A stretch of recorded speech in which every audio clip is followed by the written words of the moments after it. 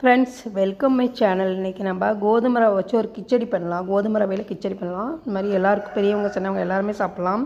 ஒரு கடாயில் எண்ணெய் சேர்த்துக்கோங்க. கடுகு உளுத்தம் பருப்பு, கடலைப்பருப்பு, காரத்துக்கு ஒரு 5-6 பச்சை மிளகா சேர்த்து வதக்கிக்கோங்க. ஒரு வெங்காயம் சேர்த்து பொடியாக நறுக்கி வதக்கிக்கோங்க.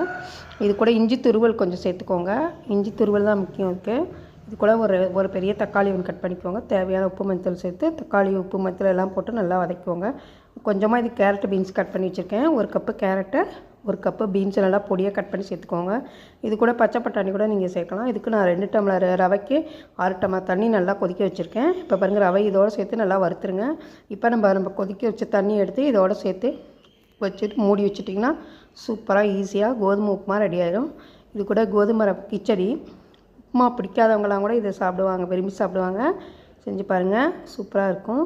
பிடிச்சிருந்தால் லைக் பண்ணுங்கள், ஷேர் பண்ணுங்கள், கமெண்ட் பண்ணுங்கள், சப்ஸ்கிரைப் பண்ணுங்கள். தேங்க்ஸ் ஃபார் வாட்சிங். சூப்பர் கோதுமை ரவை கிச்சடி ரெடி ஆயிடுச்சு. தேங்க்யூ.